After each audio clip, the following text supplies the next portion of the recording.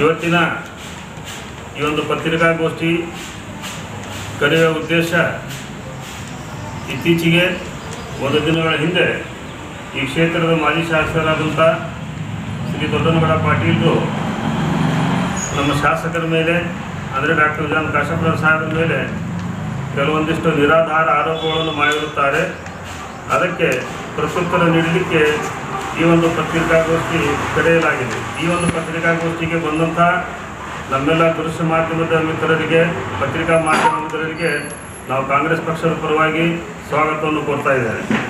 ಇವತ್ತು ನನ್ನ ಜೊತೆಗೆ ನಮ್ಮ ನಗರಸಭೆ ಅಧ್ಯಕ್ಷರಾದಂಥ ಸಹೋದರಿ ಸುಧಾರಾಣಿ ಸಂಗಮವರಿದ್ದಾರೆ.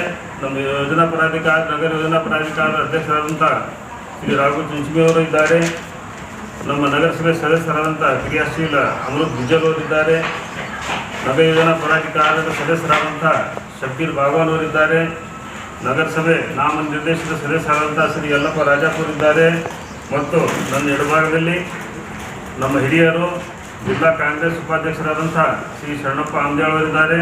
ನಮ್ಮ ನಗರಸಭೆ ಸದಸ್ಯರಾದಂಥ ಕ್ರಿಯಾಶೀಲ ಮೌಲೇಶ್ ಬಂಡಿಗೌಡರಿದ್ದಾರೆ. 204 ನಾಮನಿರ್ದೇಶಿತ ಸದಸ್ಯರು ಅಬ್ಬು ಕಾಂಗ್ರೆಸ್ ಮುಖಂಡರು ಅಬ್ದುಲ್ ರಜಾಕ್ ಹಳ್ಳಿಯವರು ಹಾಗೂ ನಮ್ಮ ಇನ್ನೂರ ಕಾಂಗ್ರೆಸ್ ಮುಖಂಡರಾದಂಥ ಟಿಪ್ಪು ಸುಲ್ತಾನ್ ಭಂಡಾರವರು, ಇವರೆಲ್ಲರೂ ಇವತ್ತಿನ ಪತ್ರಿಕಾಗೋಷ್ಠಿಯಲ್ಲಿದ್ದಾರೆ. ತಮ್ಮೆಲ್ಲರಿಗೂ ಪ್ರಥಮದಲ್ಲಿ ಪವಿತ್ರ ರಂಜಾನ್ ಮಾಸದ ಶುಭಾಶಯವನ್ನು ಹೇಳುತ್ತಾ, ಪತ್ರಿಕಾಗೋಷ್ಠಿಯ ಮುಖ್ಯ ಉದ್ದೇಶ ಬರುವುದಕ್ಕಿಂತ ಮುಂಚೆ ನಾನು ಹುನಗುಂದ ಮತಕ್ಷೇತ್ರದ ಸಮಸ್ತ ಅಲ್ಪಸಂಖ್ಯಾತ ಬಾಂಧವರ ಪರವಾಗಿ ಸನ್ಮಾನ್ ವಿಜಯಾನಂದ ಕಾಶಪ್ಪನವರವರಿಗೆ ಅಭಿನಂದನೆಯನ್ನು ಸಲ್ಲಿಸಲು ಬಯಸುತ್ತೇನೆ. ಯಾಕಂತಂದರೆ ಈ ಕ್ಷೇತ್ರದಲ್ಲಿ ಪ್ರಥಮ ಬಾರಿ, ಎರಡನೇ ಬಾರಿ ಸರಿಸುಮಾರು ಹುನಗುಂದ ಮತಕ್ಷೇತ್ರದ 50ಕ್ಕೂ ಹೆಚ್ಚು ಮಸೀದಿಗಳಲ್ಲಿ ರೋಜಾ ಇರುವವರಿಗೆ, ಅಂದರೆ ಉಪವಾಸ ಮಾಡುವವರಿಗೆ ಇಫ್ತಾರ್ ಕೂಟವನ್ನು ಎಲ್ಲ ಮಸೀದಿಗಳಲ್ಲಿ ಪ್ರತ್ಯೇಕವಾಗಿ ಏರ್ಪಡಿಸಿ ಎಲ್ಲ ರೋಜದಾರರ ಒಂದು ಇದಕ್ಕೆ ಖುಷಿಯಲ್ಲಿ ಭಾಗಿಯಾಗಿರುವಂಥ ಡಾಕ್ಟರ್ ಜಾನ್ ಕಾಶಪ್ಪನವರ ಒಂದು ವಿಶಾಲ ಹೃದಯಕ್ಕೆ ನಾನು ಅವರಿಗೆ ಎಲ್ಲ ಮುಸ್ಲಿಂ ಅಲ್ಪಸಂಖ್ಯಾತರ ಪರವಾಗಿ ಧನ್ಯವಾದಗಳನ್ನು ಸಲ್ಲಿಸ್ತಾ ಈ ಪತ್ರಿಕಾಗೋಷ್ಠಿಯನ್ನು ಪ್ರಾರಂಭ ಮಾಡ್ತಾ ಇದ್ದೇನೆ. ಸನ್ಮಾನ್ಯರೇ, ಈಗಾಗಲೇ ತಮಗೆ ತಿಳಿದಂಗೆ ನಿನ್ನೆ ಕ್ಷೇತ್ರದ ಮಾಜಿ ಶಾಸಕರು ತಮ್ಮ ಕಾರ್ಯಾಲಯದಲ್ಲಿ ಒಂದು ಪತ್ರಿಕಾಗೋಷ್ಠಿಯನ್ನು ಕರೆದು ನಮ್ಮ ಶಾಸಕರ ಮೇಲೆ ಕೆಲವೊಂದು ನಿರಾಧಾರ ಆರೋಪಗಳನ್ನು ಮಾಡಿರುತ್ತಾರೆ. ಪ್ರಥಮದಲ್ಲಿ ಅವರು ಹೇಳಿದ್ದು, ಈ ಊರಿನಿಂದ ನಮ್ಮ ಶಾಸಕರು ಒಂದು ಪತ್ರಿಕಾಗೋಷ್ಠಿ ಹೇಳ್ತಾರೆ, ಕಳ್ಳರು ಊರು ಬಿಟ್ಟು ಹೋಗಿದ್ದಾರೆ ಅಂತಂತೇಳಿ. ಶಾಸಕರು ಹೇಳಿದ್ದು ಅದರ ಬ್ಯಾಕ್ಗ್ರೌಂಡ್ ಏನು ಅಂತಂತಂದರೆ, ಅವರ ಅವಧಿಯಲ್ಲಿ 38 CCTV ಕ್ಯಾಮರಾಗಳನ್ನು ಇಳಕಲ್ ನಗರದಲ್ಲಿ ವಿವಿಧ ಇದರಲ್ಲಿ ಅಳವಡಿಸಲಾಗಿತ್ತು. ನಗರದ ಭದ್ರತೆಗೋಸ್ಕರ ಮತ್ತು ಕಾನೂನು ಮತ್ತು ಸುವ್ಯವಸ್ಥೆ ಕಾಪಾಡುವಗೋಸ್ಕರ ಅಳವಡಿಸಲಾಗಿತ್ತು. ತದನಂತರ ಅವರ ಅವಧಿ ಮುಗಿದ ನಂತರ ದೊಡ್ಡನಗೌಡರ ಅವಧಿಯಲ್ಲಿ ಅವೆಲ್ಲ ಕ್ಯಾಮರಾಗಳು ಏನು ಕೆಟ್ಟಿದ್ದು ಅಥವಾ ಉದ್ದೇಶಪೂರ್ವಕವಾಗಿ ಬಂದ್ ಮಾಡಲಾಗಿತ್ತು ಅನ್ನೋದು ಅವರೇ ಹೇಳಬೇಕು. ನಂತರ ಮತ್ತೊಮ್ಮೆ ಶಾಸಕರು ಆರಿಸಿ ಬಂದ ಮೇಲೆ ಇಳಕಲ್ದ ವಿವಿಧ ಕಡೆ CCTV ಕ್ಯಾಮರಾಗಳನ್ನು ಅಳವಡಿಸಿ ಮತ್ತೊಮ್ಮೆ ಕಾನೂನು ಮತ್ತು ಸುವ್ಯವಸ್ಥೆಗೆ ಅನುಕೂಲ ಆಗಲಿ ಅಂಥೇಳಿ ಅದನ್ನು ಅಳವಡಿಸಲಾಗಿತ್ತು. ಎಲ್ಲ ಕಳ್ಳರು ಊರು ಬಿಟ್ಟಿದ್ದಾರೆ ಅನ್ನೋ ಒಂದು ಅರ್ಥದಲ್ಲಿ ಹೇಳಿದ್ದು ನಮ್ಮ ಮಾಜಿ ಶಾಸಕರು ಅದು ತಮ್ಮ ಮೇಲೆ ತಗೊಂಡಿದ್ದು ಅದು ತಪ್ಪದು. ಶಾಸಕರು ಯಾರ ಹೆಸರು ತಗೊಂಡು ಕಳ್ಳರು ಊರು ಬಿಟ್ಟು ಅವ್ರದ್ದಾಗಲಿ ಅಥವಾ ಅವ್ರ ಪಕ್ಷದ ಯಾವುದೇ ಒಬ್ಬರ ಸದಸ್ಯರ ಹೆಸರಾಗಲಿ ತಗೊಂಡು ಹೇಳಿಲ್ಲ. ಹೀಗಾಗಿ ನಮ್ಮ ಗೌರವಾನ್ವಿತ ಮಾಜಿ ಶಾಸಕರು ತಮ್ಮ ಮೇಲೆ ಅದನ್ನು ತಗೊಂಡಿದ್ದು ಭಾಳ ತಪ್ಪು. ಅದು ಅವ್ರದ್ದು ಇದು ಮಾಡ್ಕೋಬೇಕು, ಅವರು ತಿದ್ಕೋಬೇಕು, ಅದನ್ನು ಇದು ಪಡ್ಕೋಬೇಕು. ಎರಡನೇದ್ದು ಒಂದು ಆರೋಪ ಮಾಡ್ತಾರೆ. ಎರಡನೇದ್ದು ಏನು, ಎಲ್ಲ ಲೇಔಟ್ಗಳಲ್ಲಿ ಸಾಹೇಬರು ಮತ್ತು ವಿಸ್ತೃತವಾಗಿ ನಮ್ಮ ಯೋಜನಾ ಪ್ರಾಧಿಕಾರ ಅಧ್ಯಕ್ಷರು ಅದ್ರ ಬಗ್ಗೆ ಹೇಳ್ತಾರೆ. ನಾನು ಮೇನ್ ಪಾಯಿಂಟ್ ಮುಗಿಸ್ಬಿಡ್ತೀನಿ. 5 ಲಕ್ಷ ರೂಪಾಯಿ ಒಂದು ಎಕರೆ ಕೇಳ್ಯಾರ, ಅಥವಾ ಒಂದು ಎಕರೆದಲ್ಲಿ ಒಂದು ಪ್ಲಾಟ್ 2 ಪ್ಲಾಟ್ ಕೊಡ್ರಿ ಅಂತ ಕೇಳ್ಯಾರ ಅಂತ ಒಂದು ಆರೋಪ ಮಾಡ್ತಾ ಇದ್ದಾರೆ. ಏನು ಆಧಾರ ಇದೆ ನಿಮ್ಮ ಹತ್ರ ಆರೋಪ ಮಾಡೋಕ್ಕೆ? ಯಾವ ನಿಮ್ಮಲ್ಲಿ ಒಂದು ಆಧಾರ ಇಟ್ಕೊಂಡು ಅಥವಾ ಯಾವುದೊಂದು ನಿಮ್ಮಲ್ಲಿ ಪ್ರೂಫ್ ಇಟ್ಕೊಂಡು ನೀವು ಅದನ್ನು ಆರೋಪ ಮಾಡ್ತಾ ಇದ್ದೀರಿ? ಗಂಭೀರ ಆರೋಪ ಐತದು. ಆಧಾರ ರಹಿತ ಇಂಥ ಗಂಭೀರ ಆರೋಪ ಮಾಡಬಾರ್ದು. ನಾನು ಸನ್ಮಾನ್ಯ ದೊಡ್ಡನಗೌಡರಿಗೆ ಇವತ್ತು ನಾನು ಒಂದು ಪ್ರಶ್ನೆ ಹಾಕ್ತೀನಿ.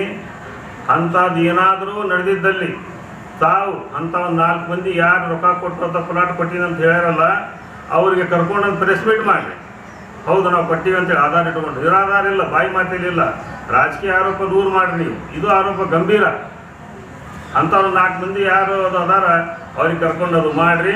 ಅದು ಮಾಡಿದಾಗ ಅದಕ್ಕೆ ನಾವು ನಮ್ಮ ಶಾಸಕರು ತಕ್ಕ ಉತ್ತರ ಕೊಡ್ತಾರೆ, ಅದಕ್ಕೆ ಏನಿದೆ ಅನ್ನೋದು. ಈಗ 3ನೇದಾಗಿ ದರ್ಗಾದ ವಿಷಯ. ದರ್ಗಾದ ವಿಷಯದಾಗ ಬಂದಾಗ ನಾವು ಸ್ವಲ್ಪ ವಿಸ್ತಾರವಾಗಿ ಹೇಳಬೇಕಾಗುತ್ತೆ.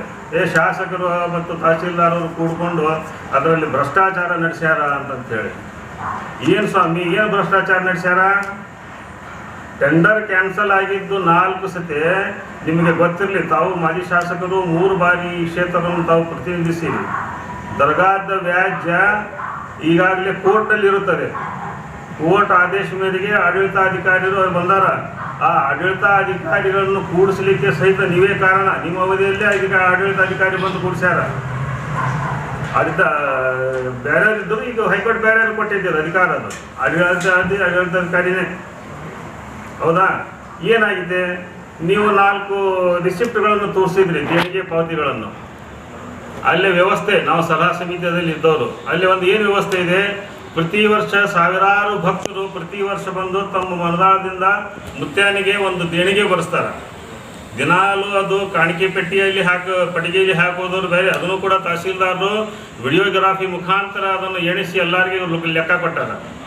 ಆದರೆ ಉರ್ಸಿನ ದಿವಸ ಬಂದು ಬರ್ಸೋರು ಸಾಕಷ್ಟು ಸಾವಿರಾರು ಮಂದಿ ಇರ್ತಾರೆ. ಈಗ ಒಂದೇ ಪಾವತಿ ಬುಕ್ ಆತಪ್ಪ ಅಂತಂತಂದ್ರೆ ಎಲ್ಲರೂ ಅನುಕೂಲ ಆಗೋದಿಲ್ಲ ಅಂಥೇಳಿ ದರ್ಗಾಕ್ಕೆ ಇರುವ 4 ಬಾಗಿಲುಗಳಲ್ಲಿ ಬೇರೆ ಬೇರೆ ಬೇರೆ ಕಡೆ ತಹಸೀಲ್ದಾರವರು ನೇಮಿಸಿದ ಸಿಬ್ಬಂದಿಯೇ ಕುಂತಿರ್ತಾರಲ್ಲಿ ಬುಕ್ಕ ಹಿಡ್ಕೊಂಡು.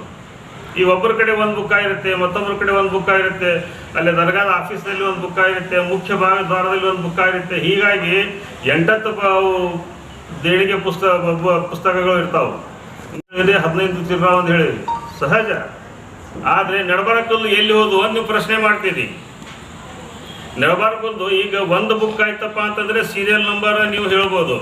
ನೀವು ಬರೀ ನಿಮ್ಗೆ ಬೇಕಾದಷ್ಟೇ 2 ಪಾವತಿಗಳನ್ನು ತೆಗೆಸ್ಕೊಂಡು ನೀವು ದೇಣಿಗೆ ಈ ನಡಬಾರಕಲ್ಲಿ ಎಲ್ಲಿ ಹೋದು ಇರ್ತಾವಲ್ಲಿ ಆಫೀಸ್ನಾಗ. ತಾವು ಮಾಜಿ ಶಾಸಕರು ಕೇಳಿ, ಮಾಹಿತಿ ಹಾಕಿದ್ರೆ ಕೇಳ್ರಿ, ಮತ್ತೊಂದರ ವ್ಯವಸ್ಥೆಗಳು ಕೇಳಿ ಪಡ್ಕೋರಿ.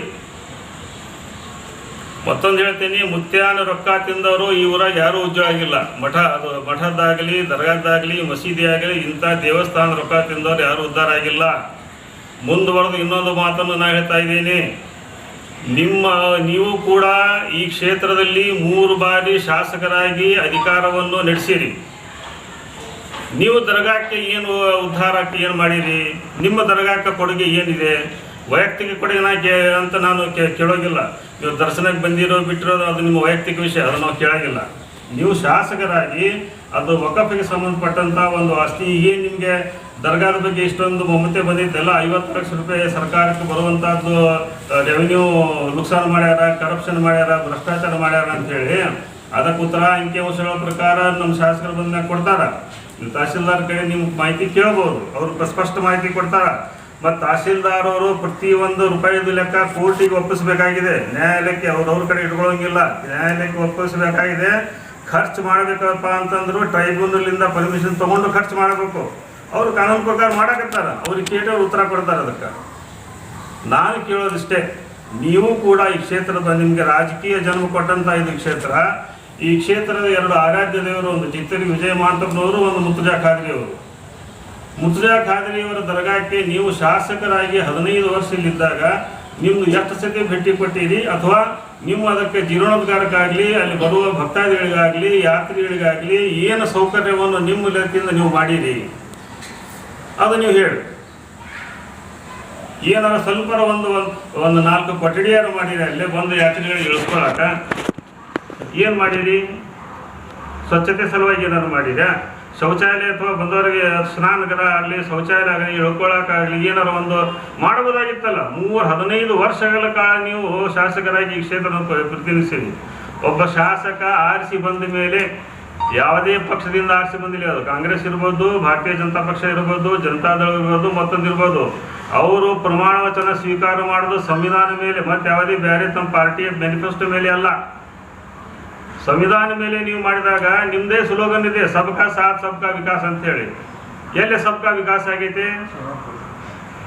ಎಲ್ಲಿ ಸಬ್ಕಾ ವಿಕಾಸ ಆಗೈತೆ ಹೇಳ್ರಿ. ದರ್ಗಾಕ್ಕೆ ಒಂದು ಇಟ್ಟಂಗಿ ಯಾರು ಇಟ್ಟಿರಿ? ನೀವು ಒಂದು 2 ಲೀಟರ್ ಸುಣ್ಣಾರು ಬಿಡಿಸಿರಿ ನೀವು ನಿಮ್ಮ ಅವಧಿ ಒಳಗೆ? ಹಂಗಂದ್ರೆ ಮತ್ತೆ ನಿಮ್ಗೆ ಇದು ವ್ಯವಹಾರ ಕೇಳಕ್ಕೆ ಏನಾಗ್ತೈತಿ? ಆದರೂ ಕೂಡ ನಿಮ್ಗೇನು ಗೌರವ ಕೊಡಬೇಕು ಮಾಜಿ ಅದು ಎಲ್ಲ ಸಕಲ ಗೌರವದೊಂದಿಗೆ ಮತ್ತೊಮ್ಮೆ ನಿಮ್ಮನ್ನು ನಾನು ಪ್ರಶ್ನೆ ಮಾಡ್ತಾ ಇದ್ದೀನಿ.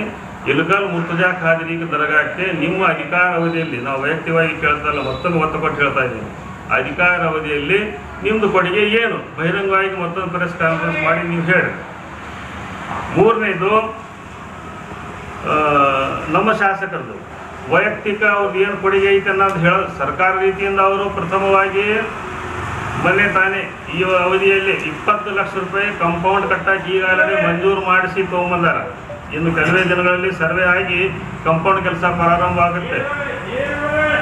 ಮತ್ತು ಅಲ್ಲಿ ಹಿಂದುಗಡೆ 1 ಕೋಟಿ ರೂಪಾಯಿದು ದೊಡ್ಡ ಶಾದಿ ಮಹಲ್ ನಿರ್ಮಾಣ ಹಂತದಲ್ಲಿದೆ ನಮ್ಮ ಶಾಸಕರ ಅನುದಾನದಲ್ಲಿ, ನಮ್ಮ ಸರ್ಕಾರದ ಅನುದಾನದಲ್ಲಿ. ಇದು ಸರ್ಕಾರದ ಮಟ್ಟದಲ್ಲಿ ಮಾಡಿದ ಕೆಲಸ.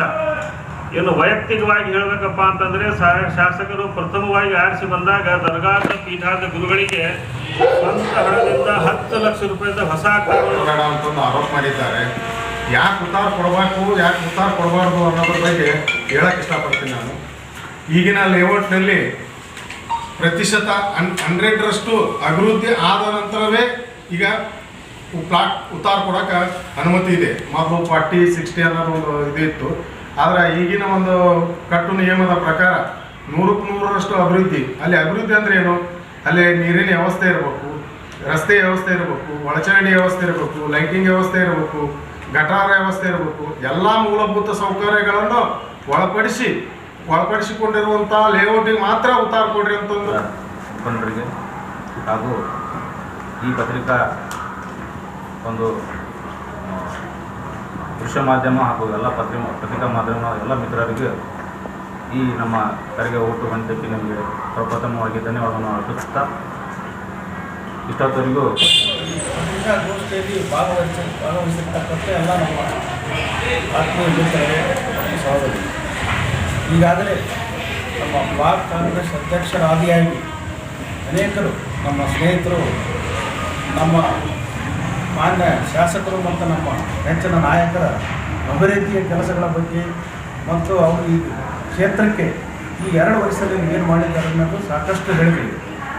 ಆದರೂ ಸಹಿತ ಇದರಲ್ಲಿ ನಾವೊಂದೆರಡು ವಿಚಾರನ ಹೇಳಬಯಸ್ತೀವಿ. ಏನಂದ್ರೆ ಈಗ ಅಭಿವೃದ್ಧಿ ಅನ್ನೋದರ ಇನ್ನೊಂದು ಹೆಸರು ಕಾಶಪ್ಪನವರು.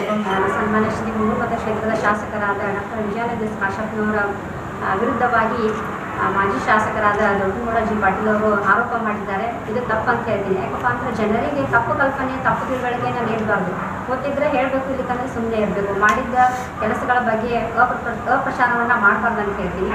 ನಾನು ಕೂಡ KDP ಮೀಟಿಂಗ್ ಒಳಗೆ ನಾನು ಭಾಗವಹಿಸಿದ್ದೆ. ಅಲ್ಲಿ ಸಾಕಷ್ಟು ಇಲಾಖೆ ಅಧಿಕಾರಿಗಳು ಕೂಡ ಬಂದಿದ್ದರು. ಅಲ್ಲಿ ಯಾವ ವಿಷಯ ಚರ್ಚೆ ಆಯ್ತಂದ್ರೆ ಈ ಎಣ್ಣೆ ಇರ್ತಾವಲ್ಲ, ಅದೇನಪ್ಪ ಅಂತಂದ್ರೆ ಬೇಸಿಕ್ ನೀಡ್ಸ್ ಬೇಕು. ಮೊದಲು ರಸ್ತೆ ಇರ್ಬೋದು, ಆಮೇಲೆ ಕುಡಿಯೋ ನೀರು ಇರ್ಬೋದು, ಲೈಟಿಂಗ್ ಕಂಬ ಇಂಥವೆಲ್ಲ ಇದ್ವು ಅಂದ್ರೆ ಅದು ಲೇಔಟ್ ಮಾಡೋಕ್ಕೆ ಒಂದು ಉತ್ತರ ಅವಕಾಶ ಇರುತ್ತೆ. ಇಲ್ಲೇನಪ್ಪ ಅಂತಂದ್ರೆ ಇವರು ಜನರು ಏನು ಮಾಡ್ತಾರಪ್ಪ ಅಂದ್ರೆ 15-20 ಲಕ್ಷ ರೂಪಾಯಿ ಪ್ಲಾಟ್ ಯಾರು ಬಡವರು ತೊಗೊಳಂಗಿಲ್ಲ, ಬಟ್ ಶ್ರೀಮಂತರೇ ಆ ಪ್ಲಾಟ್ಗಳನ್ನು ತೊಗೊಂಡು ಏನು ಮಾಡ್ತಾರೆ. ಆಮೇಲೆ ನಗರಸಭೆ ಅಲ್ಲಿ ವಾರ್ಡಿನಂಥ ಸದಸ್ಯರಿಗೆ ಏನಪ್ಪ ಅಂತ ಕಿರಿಕಿರಿ, ನಮ್ಮ ವಾರ್ಡ್ ಒಳಗೆ ರಸ್ತೆ ಇಲ್ಲ,